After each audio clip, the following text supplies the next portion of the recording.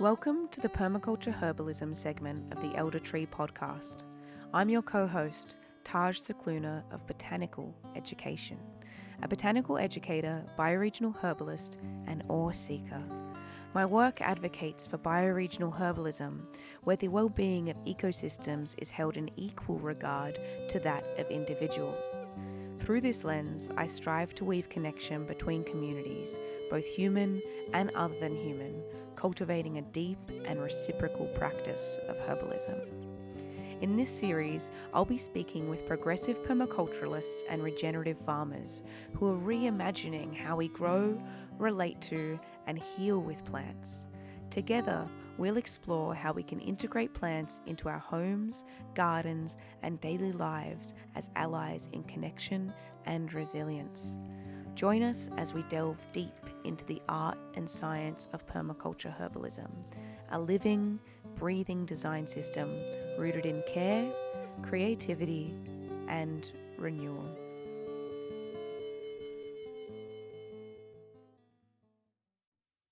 Now, for those of you who may have missed it, we are re-releasing a really wonderful episode with Erin Young.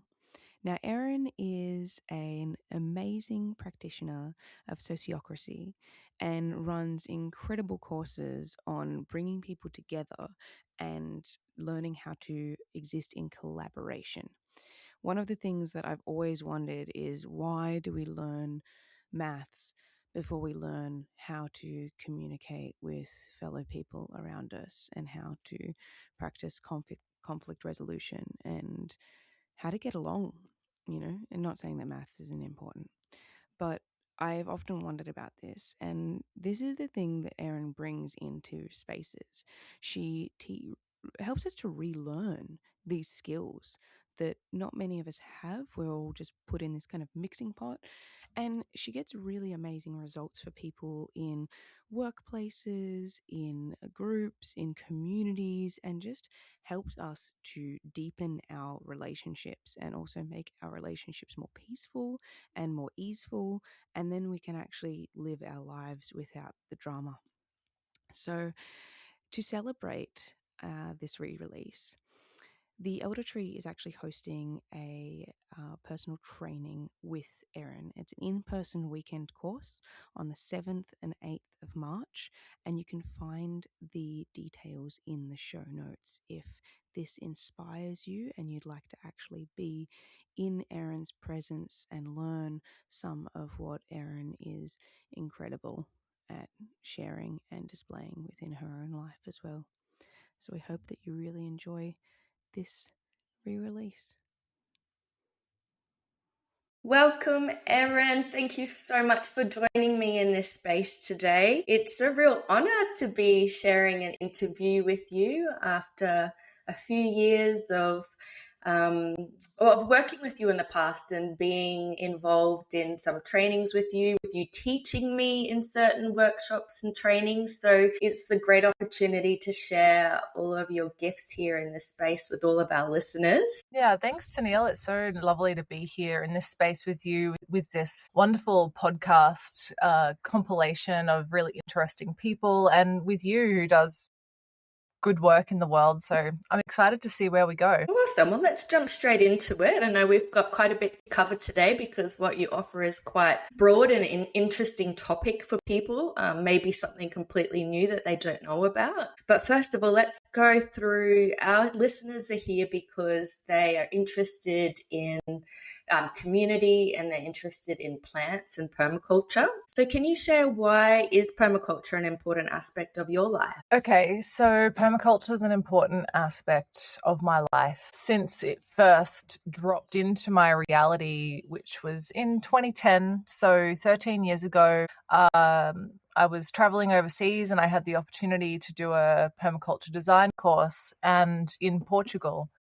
And in that 2 weeks of journeying with that, I felt like I learned more than I did in the 4 years of my bachelor's degree in environmental engineering, and I felt like I'd learned more than I had in any other space, and it suddenly unlocked me to how life actually works. And that has been incredibly empowering and inspiring and life-giving for me in so many ways, and I've been able to take it into places that really inspire me and find my niche inside of it. So that's the big broad aspect of permaculture. And, on the ground level, permaculture works with patterns that sustain life. So if we are growing our food and organizing our people and our finances and our fibers and our any of our resources with these living patterns, then life can only keep regenerating. And that's what I'm about in this life. So that's why permaculture is important to me.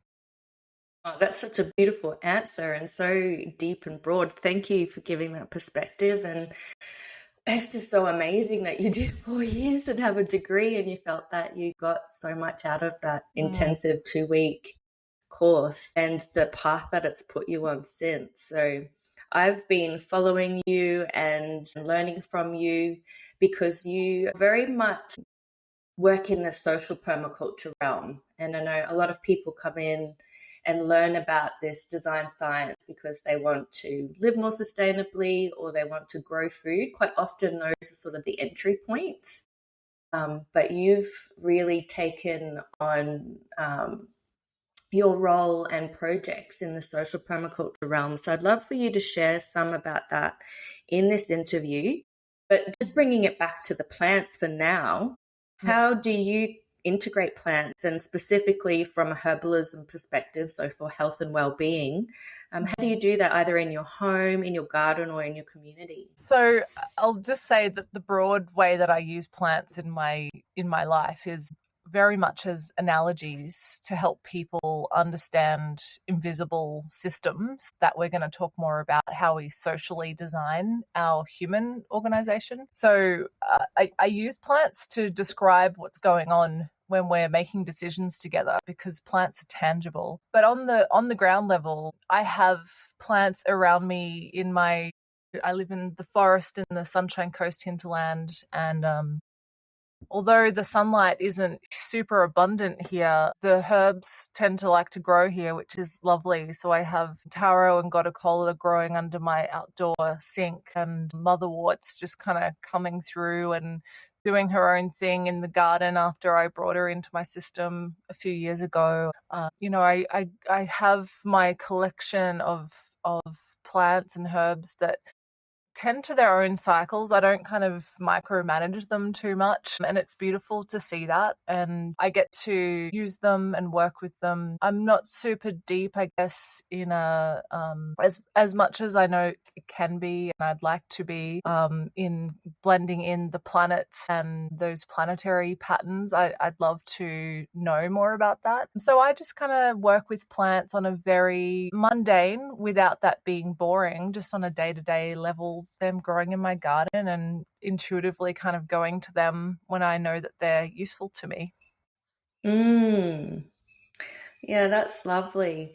And we've in the past spoken about your beautiful place there in Kabi Kabi country and the realities of south facing slopes and living in the forest. And we can't all it's not actually sustainable to cut down a forest to grow ourselves a garden. And that there is actually a lot of herbs and plants that can be just grown in close to the house and absorb the water under your sink. I love that.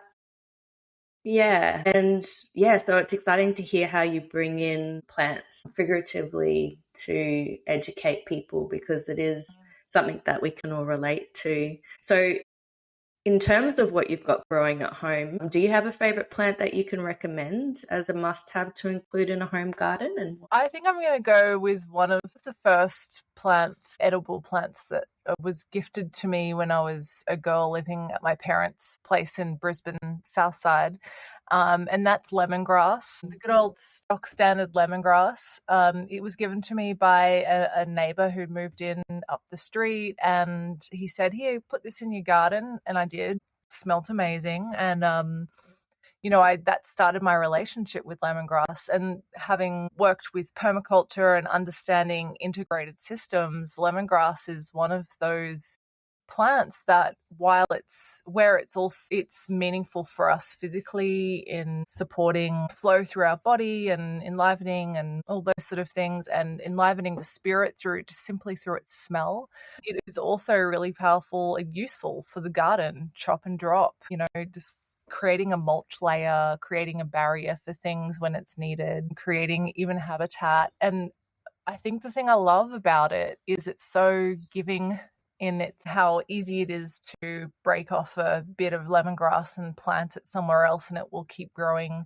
And it's so giving in its scent as well. Yeah, I love lemongrass for those reasons. Me too. Yeah, thank you for bringing that plant forward. It sometimes often gets forgotten. It has such a beautiful scent, and like lemon balm, the Melissa officinalis. I love that too, but it's definitely an annual in the tropics here, and it's something that needs to be really babied. But the lemongrass is something, nurtured carefully, whereas the lemongrass is so robust, and it still gives, when you make a cup of tea, it's almost very similar to drinking lemon balm, but it's got all of those other ecosystem functions which we look forward to in permaculture, don't we? It's not just about how a plant can be healing for us, but it's also looking at how can it heal the land and all the other parts that it plays. Someone once told me that if you plant lemongrass around a vegetable garden, it's great to stop weeds from growing and it fills that niche, but it apparently stops snakes. I was like, okay, great. I'm going to do it solely because I don't want snakes in my garden. But it didn't work. I literally saw a snake like moving over the top of the lemongrass. That was being debunked. So if you read that anywhere, don't believe it. Have you ever woven with lemongrass? No, I haven't. I've done lamandra, but not lemongrass. Yeah, that was nice. I actually haven't made cordage or, tried to weave it, but I think I'm going to give it a go because I love to harvest fibers as well from the garden. And I think lemongrass, it might be able to do something. I don't think it's quite a lamandra, but maybe it can do something nice. Yeah, especially if it has a chance to dry out. Here it tends to really, like the under part of it in the forest here really just breaks down and becomes a mulch. So the soil underneath lemongrass here is just so beautiful. But yeah, in the dry season, I can cut it back and use it as a mulch, like a chop and drop in the vegetable garden, and you can smell all of the oils releasing, and I feel like it works as a natural pest management, integrated pest management system, just as it's got high volatile oils. It's just got that extra oomph than normal mulch generally has. But I might weave that into.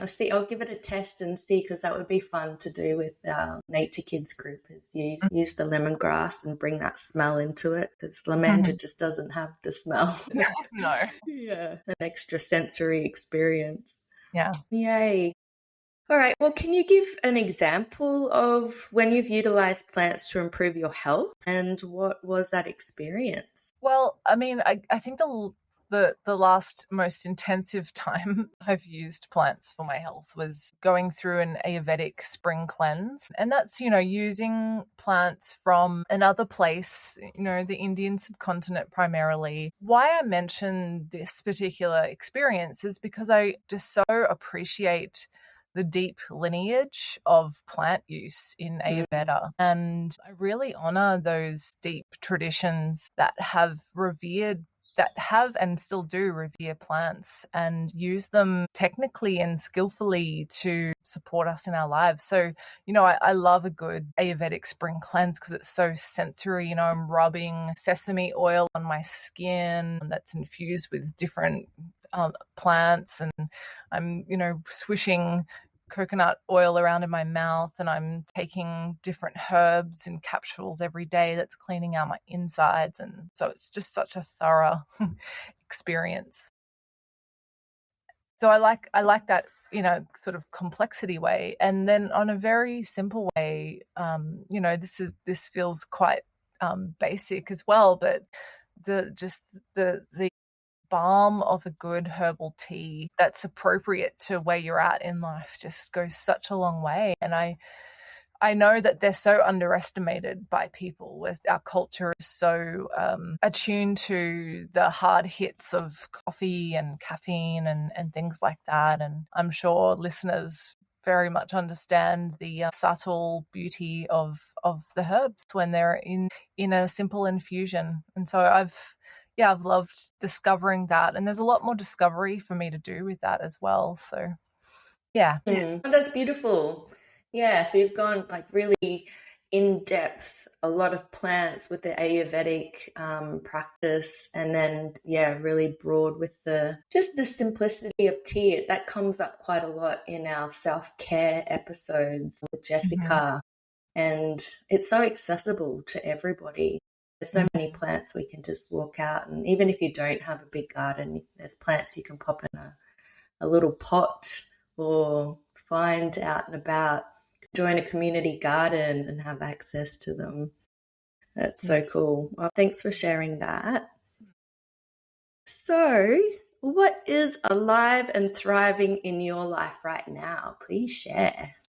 Okay, well, the thing I'm focusing on the most right in this time in my life is working with a project that is kind of new to me, and it's kind of new to the world as well. It's in a startup phase. And this project is setting up natural burial grounds and sustainable funerals around Australia. It's called Earth Funerals. And I've been brought into the project because I'm a carrier of the ways of a thing called sociocracy, which is a form of collaborative governance and collaborative decision making in groups and organizations. And they're really dedicated to working in a way that empowers all people inside of the organization to be leaders and to be designing how the organization runs, because an organization is similar to an organism. It needs to be alive,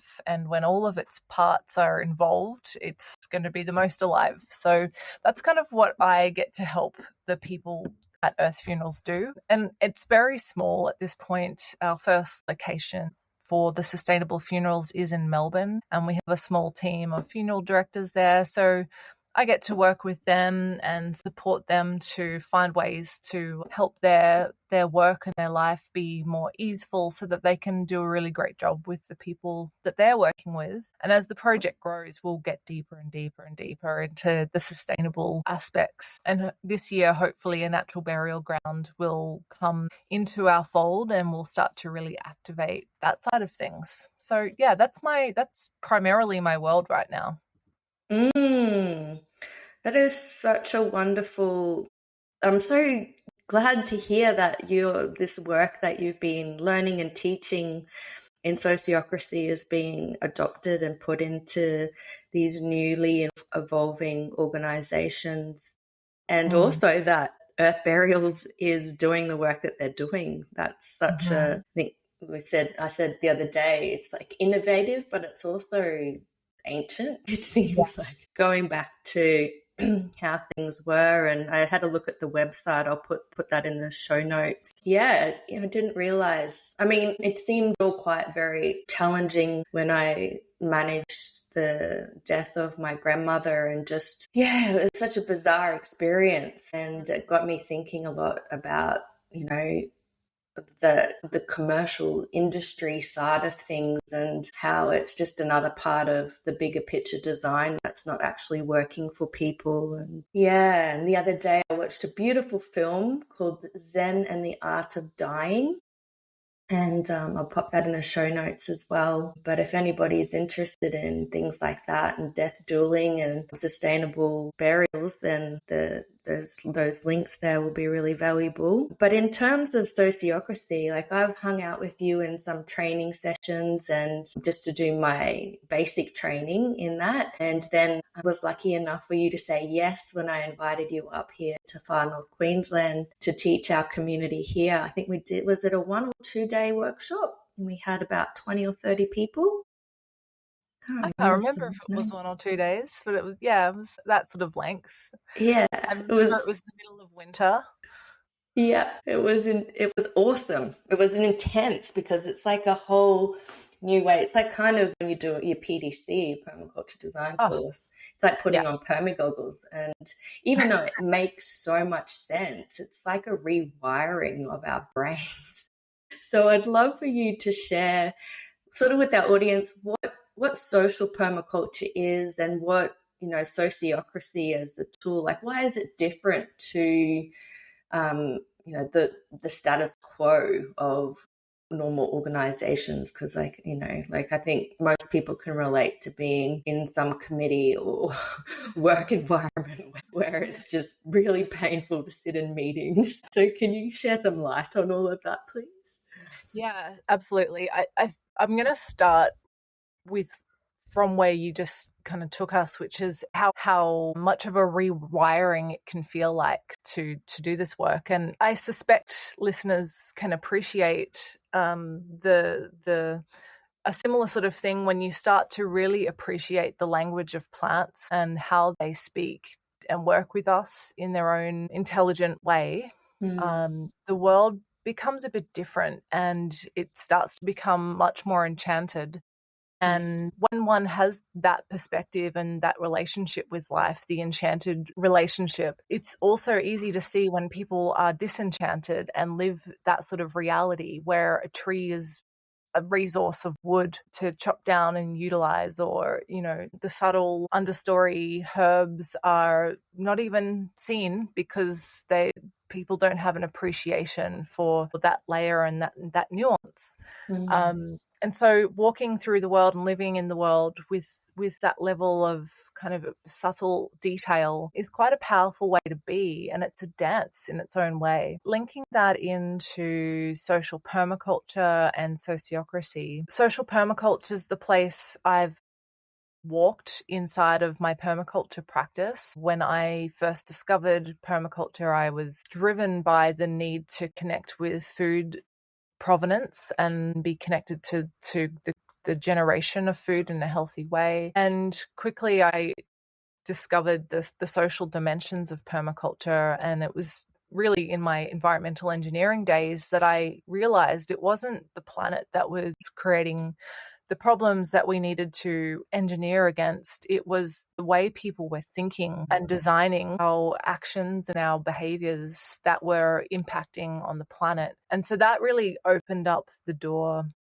into wanting to work with humans and help humans be better organized and have better tools to navigate this living world that we are in. And that includes humans as an organism of this planet as well. So social permaculture really opened its doors to me, and I've worked with Robin Clayfield, who's a permaculture elder and pioneer who's specializes in social permaculture. She's based in Maleny, southeast Queensland. And, I really met her early on in my journey with this, and she's been so generous and kind to offer me insight and opportunities to learn from her and work with her in social permaculture. And we now work side by side, which is such a beautiful honor. And Robin's really helped open up my heart and my mind to how to apply the principles of permaculture, these living systems, ways of creating integrated realities, how we share information in a way that appeals to the diversity of human brains, that the principle in permaculture of use and value diversity, when we apply that to human systems, we see, especially in the times we're in, we're really, the collective conversation is more and more becoming one that's non-binary.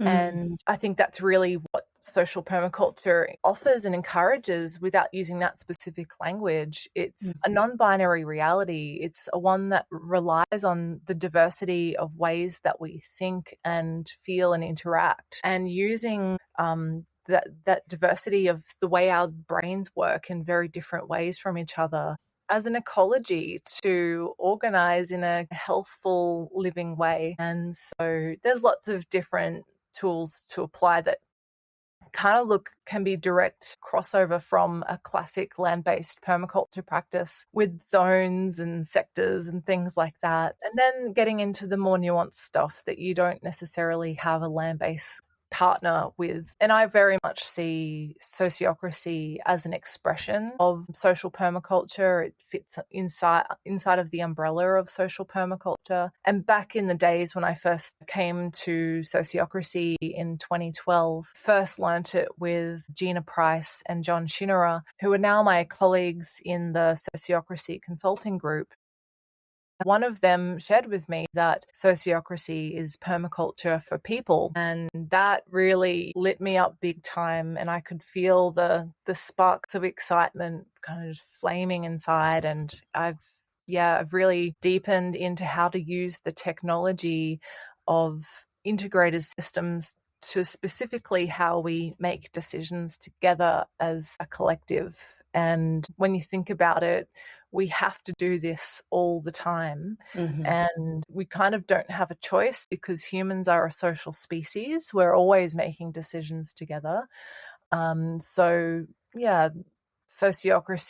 offers a way of doing that in a power with reality rather than in a power over reality. Mm-hmm.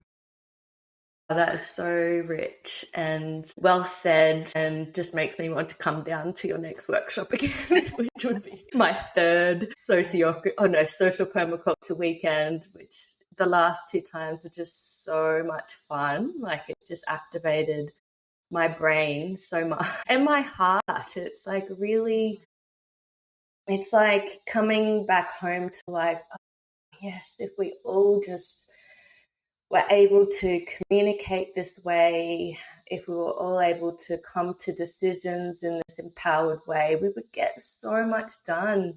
But it really is like there's processes to learn, and I love that. Like, I loved what was one that I use all the time? Oh, dotocracy. I just love that. I bring that into my PDCs to have, like such a big group of people come together to define and make decisions on multiple options. It's such a valuable tool.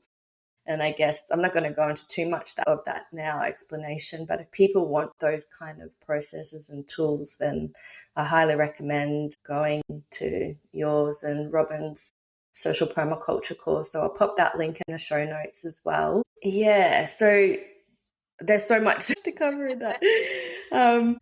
What would you like to share with people in terms of the governance and the power, like what the pattern that you've noticed in the difference between the people, the organizations, or I know that you work with businesses as well, even small businesses. And because you're also a human potential coach, so you're working with individuals as well as small businesses and organizations. What's the sort of like outcome and the difference that you see in people, or, on the macro and the micro, of engaging in sociocracy or social permaculture, decision making and governance, in comparison to that power over sort of structure? Yeah, great question. I think it's the difference between a monoculture and a polyculture. They're in, land-based agricultural systems. A monoculture is just rows and rows and rows and rows and rows of corn, or any other crop that requires a lot of energy input, a lot of applications to keep pests away, kind of like going to war with that piece of land to force this crop to bear fruit. It's energy intensive, and it doesn't kind of make sense. It's not a living system, as opposed to polyculture. And there's lots of different versions of polyculture, and syntropic farming might be, one of the most integrated and productive ways of producing food crops, where we bring together different plants in an alliance with each other so that they support each other to produce what they've got to give. And that type of living system offers a lot of different outputs that are useful. And it also is very energy efficient and doesn't require, in the longer term, it doesn't require a lot of human intervention to make it work, because it's alive and it needs tending, obviously, but it's alive and it embraces life force in a healthy way. And so that's what I see happen in our people systems as well, where when we have the classic top-down hierarchy, power over reality, it's a forcing of a system that's not alive. It's disembodying the creativity and wisdom and insight and contribution of a lot of parts of the system. You know, if you think of the classic corporation with the bosses at the top and the middle management and then the pleb workers on the bottom, the power is stacked to just a few people, where most of the people in that system don't have a sense of power. And so that's a monocultural kind of system, and it's kind of bound to fall into destruction at some point. It doesn't have life force embedded in it. It has to be forced to work. Whereas when we're in a people system where it's based around power with each other, we get to then be much more creative and constructive with how we activate the different parts and different members inside of that people system.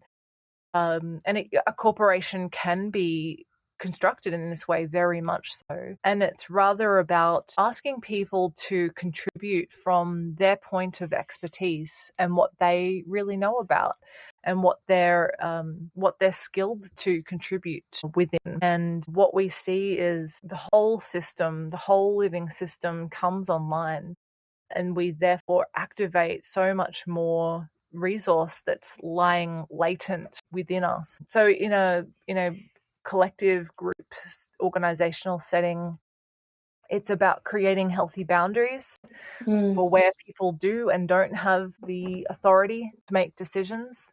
It's not about sociocracy specifically, is not about not having hierarchy. There is hierarchy, but it's not a hierarchy of power where one person or small group of people get to tell a bigger group of people what to do or what not to do. Rather, sociocracy works with a hierarchy of perspective. So it will say that, okay, this group of people here are well trained to understand business strategy over the next 5, 10, 15 years, understanding the legal systems and the financial systems and the requirements that make this big organism go over the longer term. So we'll give that authority to make decisions that impact that bigger, broader picture to this group of people, which might classically be the board or the directors, that sort of thing. And then in a sociocracy system, it will say, okay, those people who are managing the databases or the newsletter creation or the systems that kind of help coordinate how we're working together, that might be called the administration circle, the administration team. And those people are the only ones who get to make the decisions about how the database is managed and how the newsletter is sent. And then there'll be another team that are specifically responsible for producing the kombucha that comes out of that system and doing the technical side of that. And other people who are not in these teams can still see inside and understand what's happening inside of these teams, because transparency is a core value of sociocracy.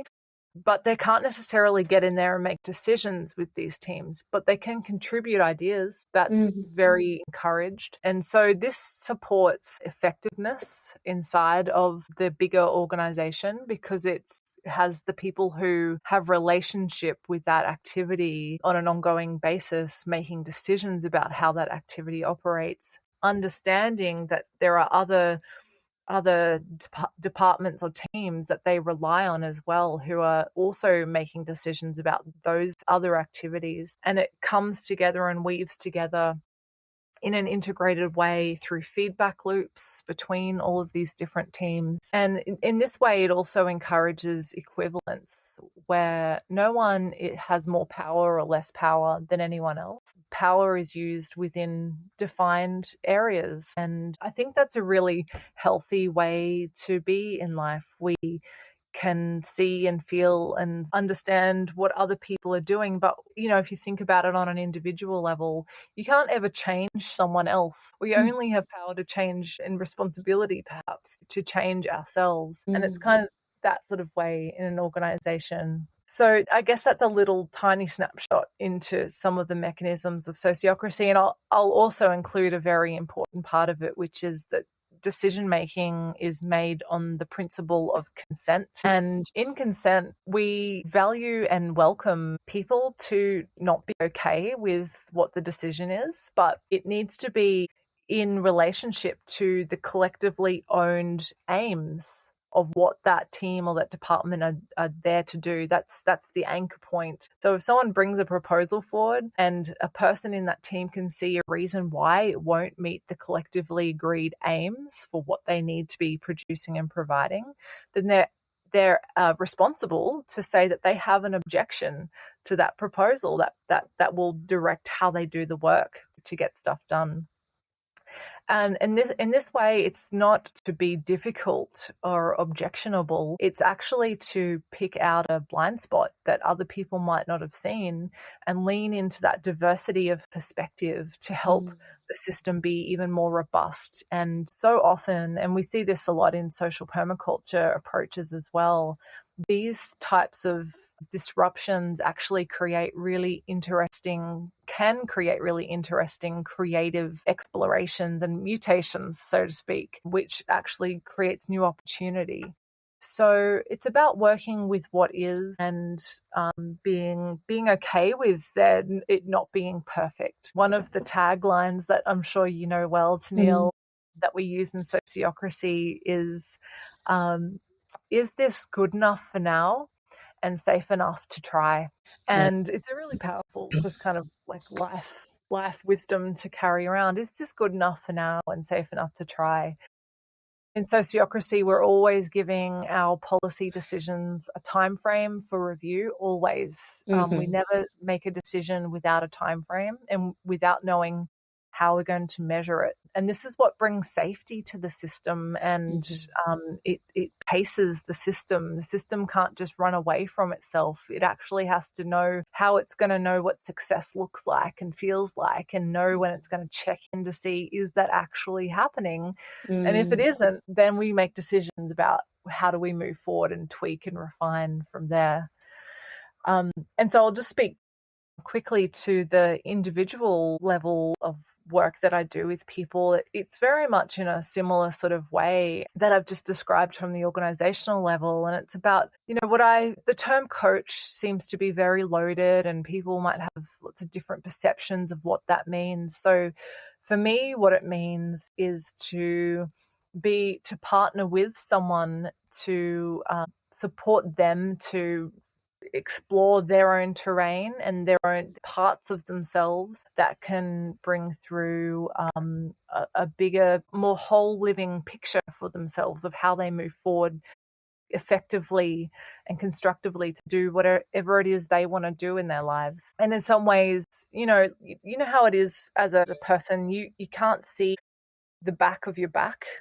You just can't see that, right? Like it's impossible to see the back of your back without a mirror or without someone else around you pointing things out. So for me, that role of coach is to be able to be in the spirit of and in that practice of presence and mindfulness. And also in my practice, I work with somatic embodiment as well, to explore the places that can't be seen so easily for this particular person around whatever it is they want to be doing, and help them kind of explore it and understand it better and find ways and explore ways that might help them to move forward. Yeah, so there's a lot of similarity with the collective practice and the individual practice. And I really went into working with individuals from my work with Sociocracy because I'm very aware that a group of people in an organization is filled with individuals, and that collective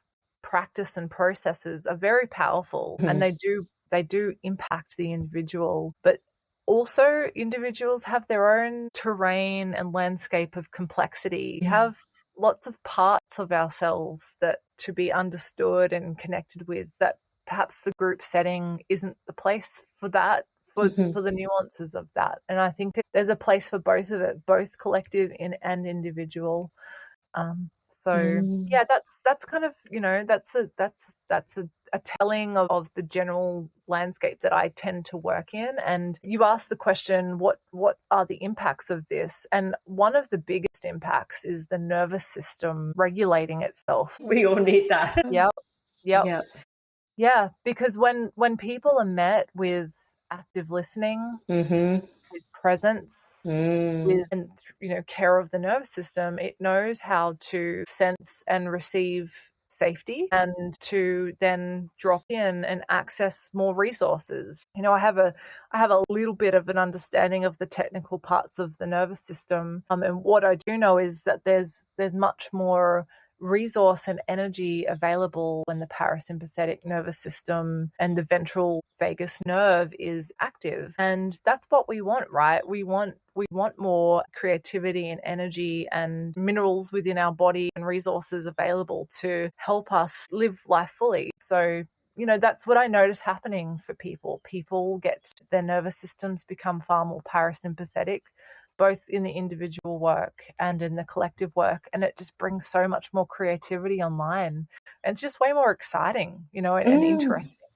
Exciting, interesting, fun. Yep. And good for our mind, bodies, our souls. There's so much to it. And what a beautiful skill set, and so eloquently explained. Yeah. Thank you. The individual work, like when we talk about zones in permaculture, it's like, it's a lot to cover in this one interview, but just with, David Holgram's 12 principles, I could see through like what you said about how John said sociocracy is permaculture for people. I think there's even a book written about it. But when I found it, I was like, wow, I can see how every principle of permaculture, or the 12 that David sort of put together, it's all in it. It's embedded. Like, it's this social decision making and way of being with people is designed into this, and it did. That's the word that I would bring forward, is safety. Safe to work with people. And unfortunately, fortunately, and it's a gift as well, but to have the range of actually working in a business and organizations with people where safety wasn't there and non-violent communication wasn't there, and all of these things where it was like, my nervous system is getting fried. And so when I found social permaculture and I met you and Robin, and I kind of met Robin and found out that she did all this training through doing a course with her in creative teaching to become a permaculture teacher, and that sort of led me down that avenue. And then I think it was you who introduced me to sociocracy, and it was like, oh wow, this is activism. Like, when you talk about the monoculture and stepping into this more diverse way of being and communicating and doing things to reach outcomes where everyone's included and everybody is heard in the safety of a structure that makes people, that is transparent and is accountable and works with people's gifts. And there's so much more to it. I'm just naming some of the things that you brought up. That's revolutionary. Yeah. It's so far from that triangle of top-down approach, and puts everybody on a level playing field, but also draws on the gifts of each person. And I just love it so much. So thank you for doing the work that you do, and for coming here and giving a broader and more detailed explanation to it all, because Twiggy and I have had cups of tea, and I've shared a few of the different books that I've got on sociocracy or different forms of social permaculture and decision making. And we've talked about how this would be a really, the sort of way to for decision making and bringing together the Elder Tree project and dream to life. And I've been quite clear in that I have no interest in being on boards or in organizations where people do not bring this in and use sociocracy or aspects of it. been there, done the other thing, and it's this is such a powerful tool. So it'd be great to have you up in Far North Queensland again, hopefully sometime this year, and bring more training. I've had quite a few people ask me about it, so I don't feel confident, and I'd love to continue learning beside you. I've done some training, but you've definitely done so much more and have more to bring. So it'd be good to collaborate and bring you up here to our community if you're up with that. Yay, cool. So there are just a few other things I wanted to mention. So you bring in like the social permaculture toolkit to the Changemakers PDC as one of the teachers. Yes. You present at festivals. Can you share a little bit about that? Yes. So the Changemakers Permaculture Design course happens at Crystal Waters Eco Village in Conondale, which is not far from Mullaney in southeast Queensland, headed up by Annalise Horton. And we've got a beautiful team of permaculture practitioners who bring their expertise into the mix. So it's a great diversity of voices and lived experience that people get to learn with in a living space such as Crystal Waters. And yeah, it's such an honor to speak to social permaculture and a little bit of sociocracy there and kind of give a little microdose of what's possible. And I love going to festivals and I love speaking at festivals. I think festivals actually have quite an important social function in broader society. It's like a big beehive where we get to pollinate each other, and I think that's very important. I had the pleasure of filling a space at the Earth Frequency Festival last year, and I got to speak to the living rhythm concept, which is not my concept, that's my name for it, of the wheel of life and how we can identify it and work with it. And I just think it's so important that we get to hear new concepts and new ways in person and get to let our nervous systems come together and regulate together around these things. And it's super exciting and inspiring for me. So yeah, I've done a few different things in the festival space and always love when that opportunity comes around. Yay. Yeah, on the whole nervous system. I love festivals as well. We tend to be at quite a few with Blake's BJ work, and I do some workshopping as well using the Gaia Craft card set and in a collaborative way. So the things that I have learned in those social permaculture workshops with you and Robin, I've brought into my festival workshops as well. And it is, just that one little tool of, hey, we've got this smorgasbord of thought-provoking questions in front of us that's been put together by permaculture pioneers around the world.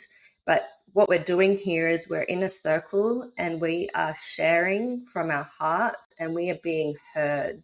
We are speaking our truth and we are being heard. And I just hold that space, and it's so beautiful what comes out and through that. And I think, the combination of music, dancing, people like yourself and me and many more sharing these different perspectives and ways of thinking and introducing new concepts, and mostly not wearing shoes and earthing out on the ground. It's like they can be such healing experiences, especially when you take away, and also just, the plant medicines perhaps that, that come into it as well. But it's very different to raves. People have the perspective that a festival is a rave where everyone gets on it and just dances and drinks lots of water. It's like I've had to debunk that for some family members that no, it's a beehive, and there's just so much collaboration and leaving with a new evolved state, I feel. Absolutely. I mean, I think I met you at a festival for the very first time at the Eclipse Festival in Far North Queensland in 2012. And like when you go to the sort of lifestyle festivals, I guess is the word you put to it, that we like to go to, it has depth and it engages the whole body, mind, soul, spirit side of a person. It can engage that, whereas a rave maybe does to some degree, but it's it's much more augmented and contrived. Perhaps that's a way to say it. Yeah, I'm down with the juicy, beautiful chaos of what we like to dance in, and literally, I think just to be embodied, to be in your body, dancing on the earth, and then seeing beautiful visionary art and hearing concepts coming through someone's presentation that open you up to a whole different way of being.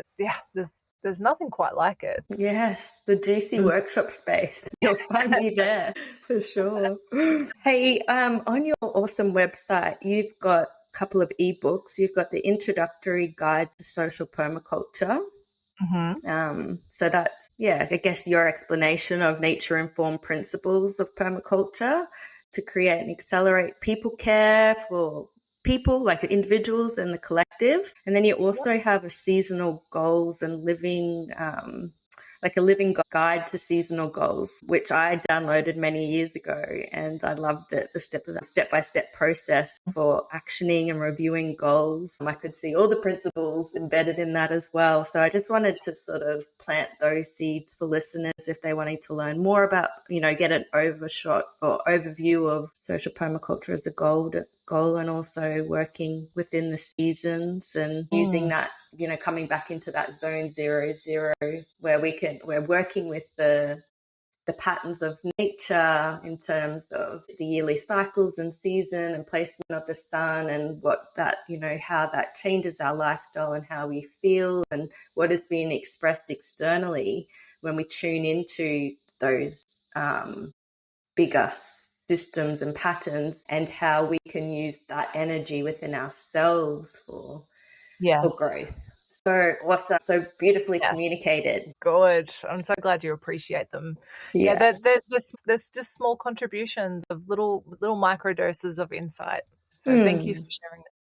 Of course, I'll pop that in the show notes too. So we've spoken for an hour now, and it feels like 5 minutes. I feel like I could chat with you in this space forever. So let's do that again sometime in the future. Have you up here and in person, sharing with our community. But before we go and close off today's interview, is there anything else that you'd like to share, Erin? The thing that's there with me in my heart is to remind every one of us that we are autonomous, complex, living, adaptive systems. And there is so much power that just innately comes with being alive right here and right now. And we have so much capacity.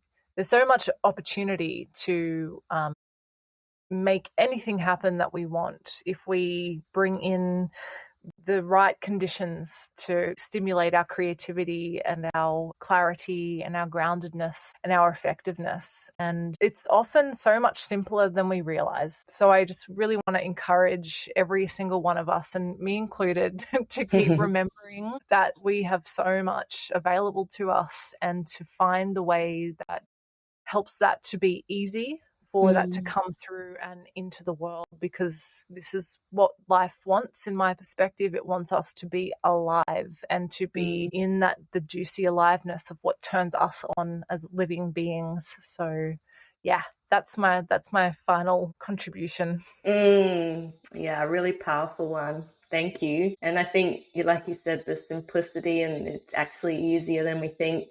Just have a nice cup of lemongrass tea, harvest it yourself, weave it a little bit. And the more we spend time with the plants and nature, we get our nervous system chills, and we can step into all of these other aspects. And that permaculture is, it is the plants and land and nature stewardship is one of the many petals. So thank you for your work in the community governance and the social permaculture realm. Yeah, I appreciate everything you've shared today, and look forward to our next catch up. Same. So do I, Tennille. Thank you so much for having me. I so appreciate it. My pleasure. Thanks, Erin. Bye now. Bye. So I just stopped recording then, but can you